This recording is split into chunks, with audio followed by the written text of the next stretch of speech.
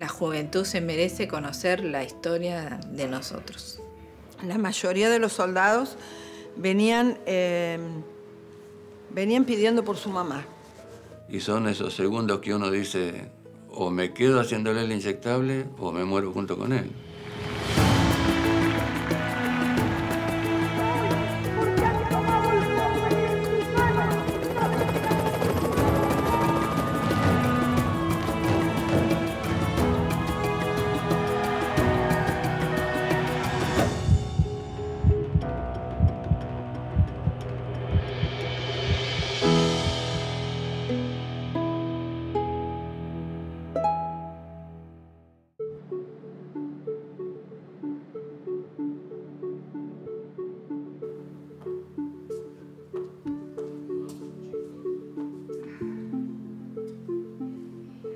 Yo nunca me enteré que estaba gestando el tema de Malvinas.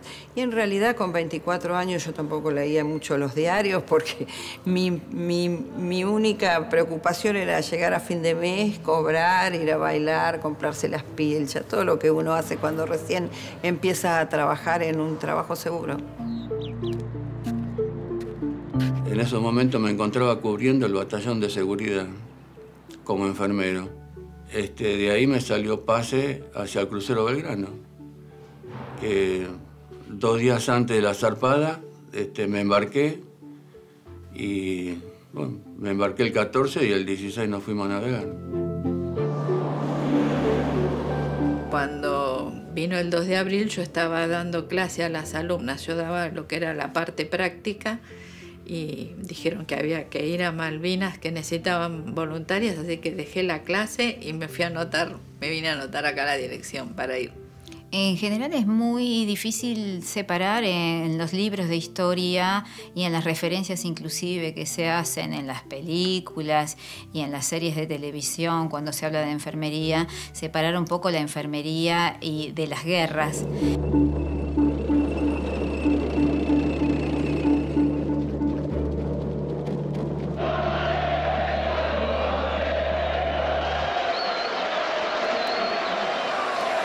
Los barcos, en tiempo de paz, navegan con una tripulación mucho más reducida que cuando se va a la guerra.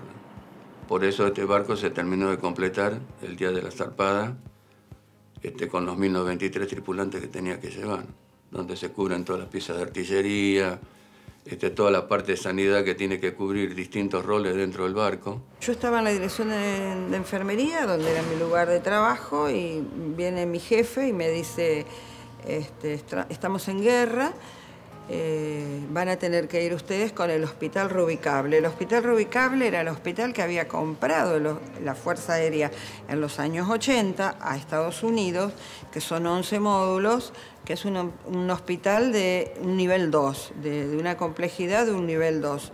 Aquí vemos nosotros el antiguo hospital británico. Más aquí está el hospital militar, que fue montado en apenas 48 horas por nuestro personal. Y el director del hospital de Puerto Argentino, que era el ahora coronel Ceballos, se dio cuenta que necesitaba instrumentadoras, porque enfermeros tenía los enfermeros militares. El hospital de Puerto Argentino era de las 3 Fuerzas Armadas, entonces tenía de las 3 fuerzas enfermeros. Yo me voy a mi casa y empiezo a preparar el bolso, y en esos momentos no había celulares, entonces viene el portero y me dice, te está buscando la policía abajo. Yo no hice nada. No, me bajé y me dice, se tiene que presentar ya al Hospital Aeronáutico. Así que bueno, mientras yo preparaba cosas, como toda mujer, pinturas, cosas, cremas, le dicté una carta a mi amiga que estaba ahí, que ya quedaba, para que se la mande a mi mamá, porque yo decía, bueno, nos vamos ya. Y después yo, que era la única que estaba de novia, con un militar, como a él no lo habían convocado, era cirujano militar, entonces se ofendió, no me dejaba ir, y esa misma tarde me peleé y al otro día me fui. Tuve una tarea, no, o sea, personal mía más que nada, de conocer bien el barco, dedicármelo, me lo caminé de noche, de día, ubicándome en los lugares, porque yo con mi profesión me llegaban a decir, tenés un herido en las máquinas de proa y no sabía para dónde ir. Nos fuimos disfrazadas de militares porque en esos años no había ropa para mujeres, los talles eran grandes, borceguíes, el talle más chiquito era el 40, nosotras calzamos todas 36 y 38, así que íbamos disfrazadas. Ya te digo, lo caminé, sabía cuántos pasos tenía desde la enfermería a mi puesto de combate, cuántos trancos largos, para levantar la pierna entre puerta y puerta. Cuando llegamos a Palomar, creo que ahí las 5 nos dimos cuenta dónde estábamos. O sea, todo aquello que jugábamos a veces en las misiones o en los operativos que nos hacían hacer, se estaba transformando en realidad. O sea, ver tanto armamento, soldados, movimientos, aviones.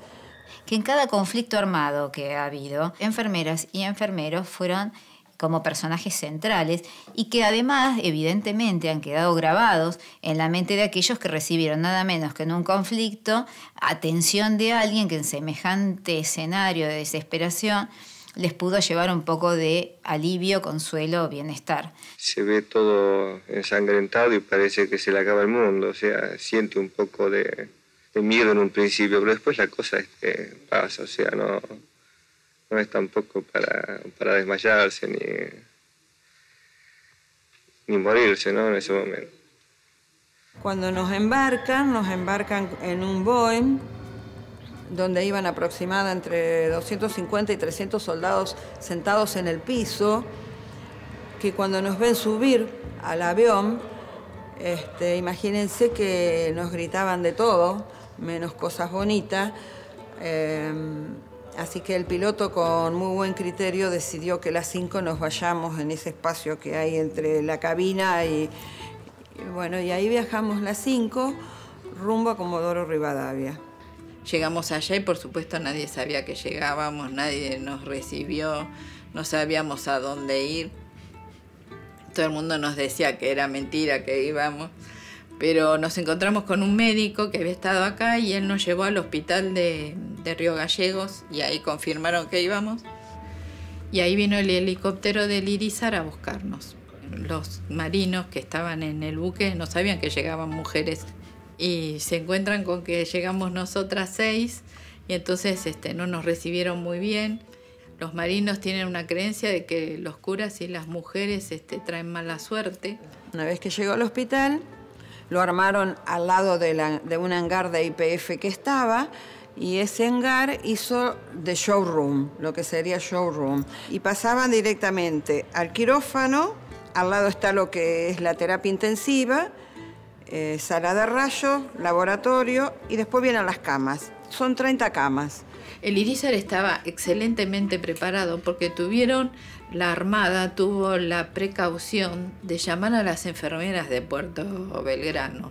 Entonces las enfermeras que estaban en la escuela en Puerto Belgrano fueron las que prepararon el Irizar. En tiempo de guerra el barco se divide en 3 puestos sanitarios. Está el hospital de sangre número 1, que es en el centro donde siempre circula, está la enfermería, todo ese tema, y los consultorios de los médicos. Y después se forman 2 hospitales que se lo agarra en la parte más grande del barco, ¿no? Que sería la camareta, o sea, el comedor de los suboficiales de proa y de popa. Entonces ahí se hicieron los 2 otros hospitales, que vendrían a ser el 2 y el 3. ¿Están esperando a los ingleses? Sí, ya estamos aburriéndonos de esperar la que la estamos esperando.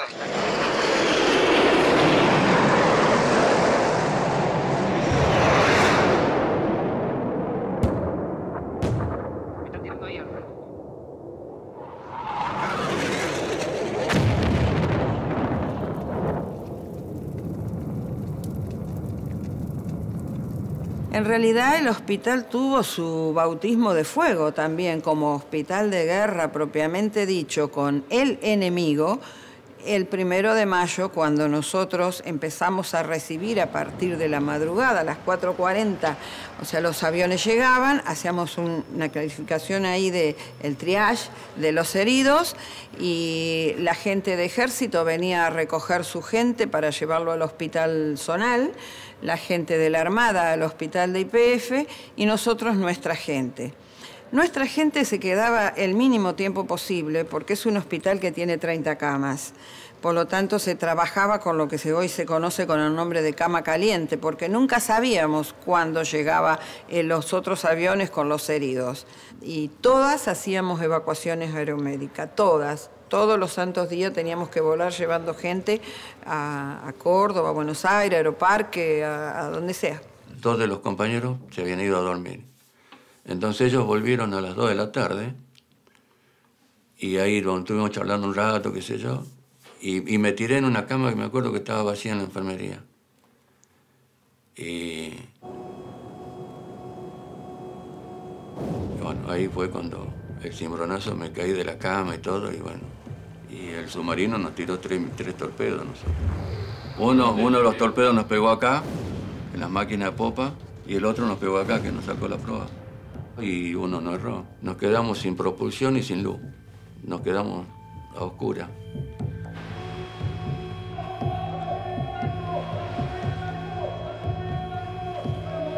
Porque nos costó salir, ¿eh? Estábamos en una tercera cubierta, 3 pisos abajo del barco. Y había mucha gente queriendo salir y nos costaba un poco. Y bueno, todo lo que yo me planifiqué para mí en el combate me sirvió un montón. No teníamos la preparación para la cual íbamos ahí, en el sentido de que además de curar las heridas del cuerpo, más nos tocó cuidar las heridas del alma. Porque cuando ellos llegaban a Comodoro Rivadavia encontraban en nosotros a la madre, a la hermana, a la hija, a la novia, y éramos el nexo, nos daban papelitos para que podamos hablar a sus familiares y decirle, están acá, están allá. Pasé por la parte de la cámara de oficiales y salí a un escape que había acá. La historia del suboficial Velázquez la tuve acá, asmático. O sea, ese nivel de escora tenía ya el barco. Entonces me pide que si le podía hacer el inyectable. Y son esos segundos que uno dice, o me quedo haciéndole el inyectable o me muero junto con él. Y bueno, se la hice y le dije que me esperara ahí en ese lugar, que yo le iba a venir a buscar. Y cuando fui, mi balsa no estaba más, entonces cuando volví le pregunté qué balsa la que le tocaba a él.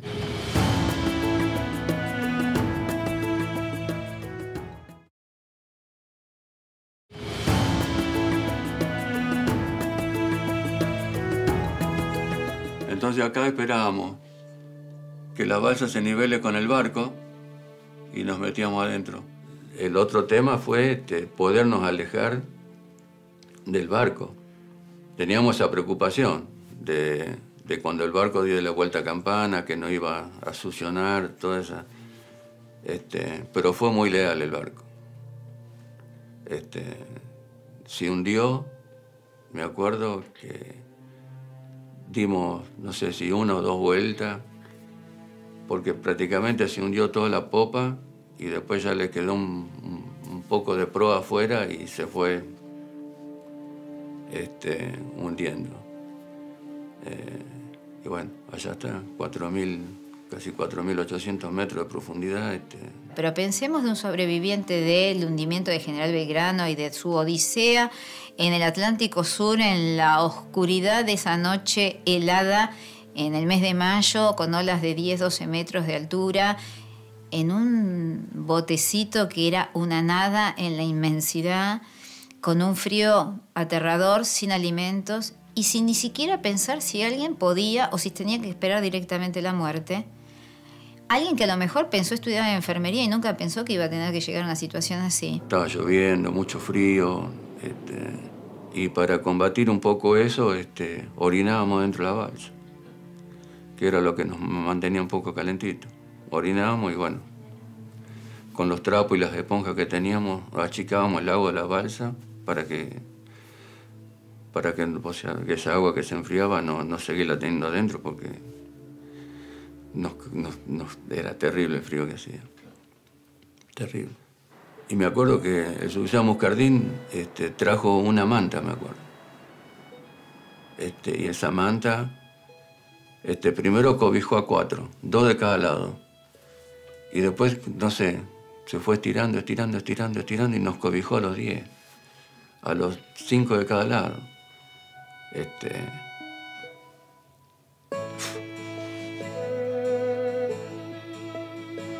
Cuando me preguntan, ¿te asustaste de lo que viste? No, yo no me asusté porque uno estudió y vio los hospitales quemados, heridos de arma de fuego, heridos de arma. Pero todas las enfermeras recordamos que la mayoría de los soldados venían pidiendo por su mamá. O sea, cuando por ahí me dicen que los chicos de la guerra, a mí me pone muy mal, porque no eran chicos. Eran hombres con poca edad, pero con mucho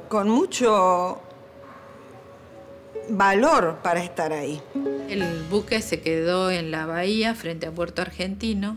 Estábamos a 500 metros, 600 metros de la costa y era el atardecer, que allá es a las 5 de la tarde. En ese momento nosotras, con la adrenalina de llegar y ver Malvinas y ver eso, ni tomábamos noción del peligro que estábamos corriendo, porque el buque estaba en el medio, en la bahía, y se bombardeaban de un lado al otro con el buque en el medio.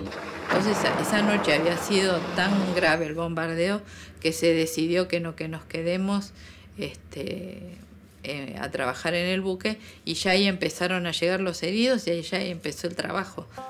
Nosotros más o menos teníamos idea de que había pesqueros en la zona, así que bueno, teníamos esa esperanza de que iba a ser un rescate un poco rápido, a pesar de las 38 horas que uno estuvo en el balsa, ¿no? Rezábamos, que fue lo que más hicimos, y estábamos entregados. Porque en esa situación, en una balsa, solos. El hospital colapsó y entonces venían directamente desde el campo de batalla al Irizar.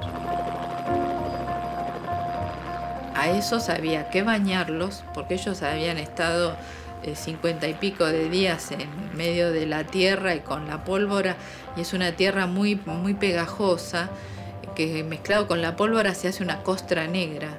Algunos no se habían podido bañar porque estaban en zonas alejadas del poblado, entonces había que bañarlos, fregarlos con cepillos sin ver si no los estábamos lastimando más al hacer eso. Y bueno, a esa tarea nos abocamos casi todas nosotras, primero en bañarlos, después se hacía recién ahí el triage, y de ahí pasaban a las distintas salas. Y nosotros recién al otro día, como a las 3, 4 de la tarde, más o menos, cuando vimos el avión de reconocimiento. Lo bueno que tuvieron los otros compañeros, que es del Buchari y el Piedrabuena y el Guruchaga, que enseguida pegaron la vuelta a pesar de todo, porque el submarino estuvo en la zona, ya venían a buscar. Y bueno, y ahí se empezó el rescate. El mar se complicó, las operaciones atadas, nosotras al paciente, al cirujano, al anestesista, todos atados para movernos al mismo tiempo y poder continuar las cirugías. Llegamos a Ushuaia, ahí nos estaba esperando todo un cuerpo de sanidad también, donde nos daban una manta, me acuerdo. Y después pasábamos por unas mesas donde había chocolate, caldo, y donde teníamos ducha, que bueno, ahí tuvimos una eternidad. Yo me acuerdo que tuve, no sé, una hora por lo menos bañándome, que me caiga agua caliente. A bañarse, a comer algo, a dormir y a un nuevo traslado. Y esta lógica del traslado, la noche, el hacerlo mientras otros no lo veían, también es la misma lógica de las desapariciones. Después al otro día nos subieron en un avión y nos llevaron a Puerto, donde, listo, acá se terminó. No se habla más y nadie más habló. O sea, la lógica de la dictadura es la misma lógica con que los dictadores manejan el fin del conflicto también.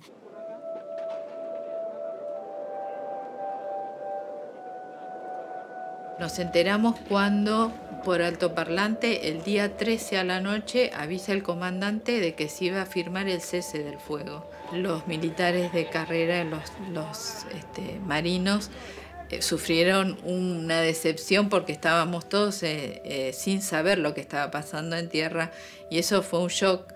Entonces ahí hubo que sacar nuestra hermana, madre y amiga para contenerlos, porque para ellos fue un shock. Nosotras creo que en medio de la inconsciencia de nuestra juventud y de lo que estábamos haciendo, lo tomamos con bronca, pero no como ellos. Para ellos fue un golpe fuerte. Llegamos y sentimos la desmalvinización que hubo en el país. Nos fuimos como héroes o triunfalistas o como todos querían estar en el lugar. Yo siempre digo que desde mi profesión tuve el honor de poder estar ahí en el tiempo que me necesitó la patria, pero cuando volvimos éramos los culpables. Tal es así que nos ocultaron. Y a la mujer nos ocultaron más, porque nunca más se habló de las mujeres que estuvimos. Cuando volvimos acá, primero nos dieron un mes de licencia especial. Entonces cuando volvimos al mes, acá nadie se acordaba más de Malvinas. Sufrí más la posguerra que la guerra en sí, ¿no? Por el maltrato que tuvimos fue terrible. Terrible. Terrible. De sentarnos en una plaza de armas, pelearnos, a querernos hacer ejercicios vivos. Según la plana mayor dijo que era para olvidar la guerra, ¿no? Y son golpes psicológicos que a uno lo van marcando.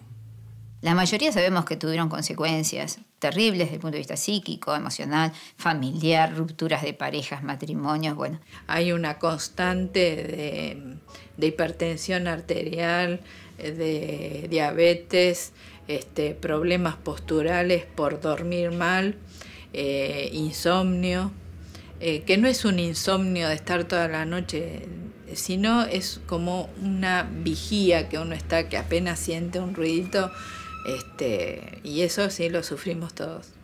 Yo hasta el día de hoy sigo con psiquiatra y tomando medicamentos y todo. En donde, qué sé yo, me han llevado un montón de circunstancias. Una fue mi separación. Y bueno.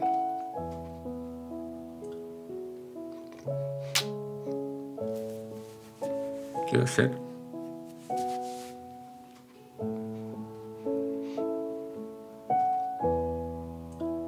Yo en el 2010, después de haber sufrido una ACV, estaba acá en Buenos Aires, pido el pase para Entre Ríos, donde tengo mi casa, y empecé a pensar, porque acá hice un intento de suicidio y fui a la Asociación del Psicoanálisis, y ahí me sacaron todo esto. Y me dijeron, en la medida que hables, vas a empezar a curar, porque ese es el trato y esa es la cura de los veteranos, el poder contar. ¿Por qué ese olvido? ¿Por qué esa negación? ¿Porque somos mujeres? ¿Porque somos enfermeras? Las dos cosas. Creo que la juventud se merece conocer la historia de nosotros. Es una pena que no sepan que tienen un veterano de guerra con la mayor cantidad de medallas y no sepan cómo se llama, que está vivo.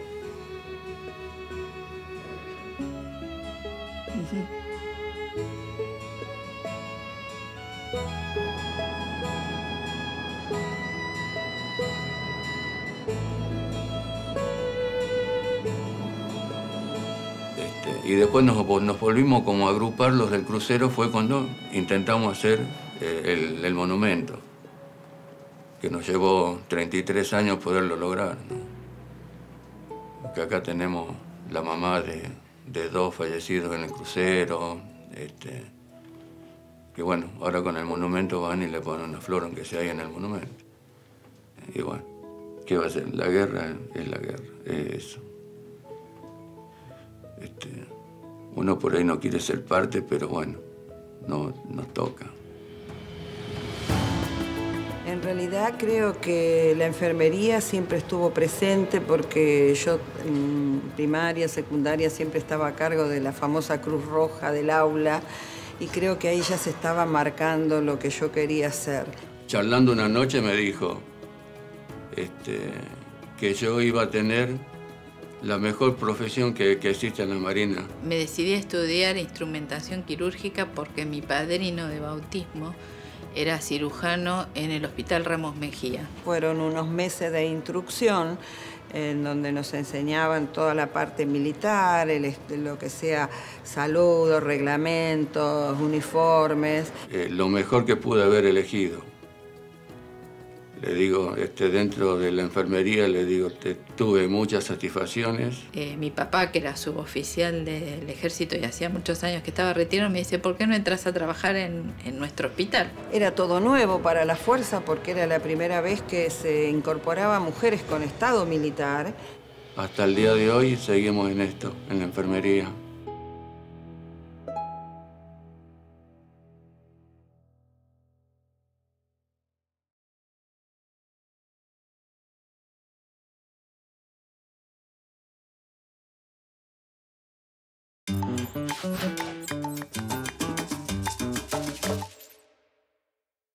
Disponible también en cda.gov.ar.